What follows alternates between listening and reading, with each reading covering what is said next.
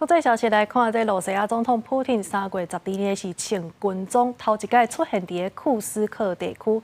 这普丁甚至讲未来呢会解放这个地区。也那美国总统 Trump 伊是表示讲，即马美国官员是登咧去罗西亚来讨论这陆乌停战30天的协议。也毋过，其实专家是来分析讲，伫个约袂当保证这个战争结束的情形之下，罗西亚可能提出搁较侪要求。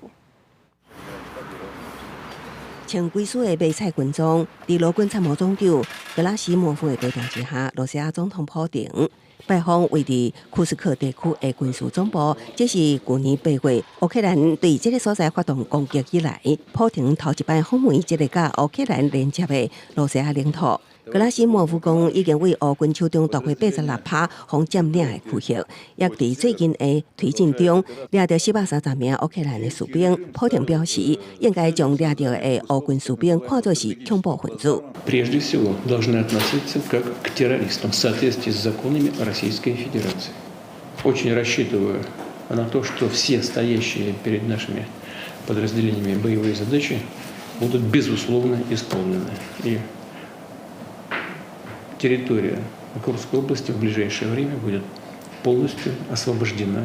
乌克兰武装部队总司令瑟尔斯基目前现阶段为陆克领土全面撤退讲法，强调伫上困难的情况，首要任务是拯救乌克兰士兵的性命。经过3年外的战争，美国官员拜日提出30日停火协议。不过，普丁并无提起和平计划。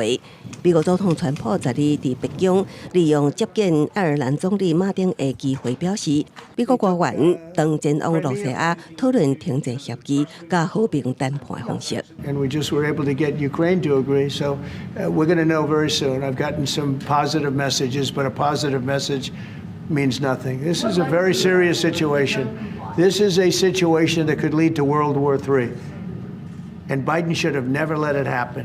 川普也佮讲到，美国可能对罗西亚经济施压，就算是伊无想要安尼做，也毋过为着实现和平，才会当安尼做。专家分析，伫战争并无保证结束的前提之下，战线方固定伫目前的位置，可能使控制区永久化，颠倒变相帮助罗西亚提出更较侪要求。No reason to think that Russia would sign up to an agreement to ceasefire, even if they had no intention of ceasing firing, at a time when Moscow might think it's pressing home a military advantage.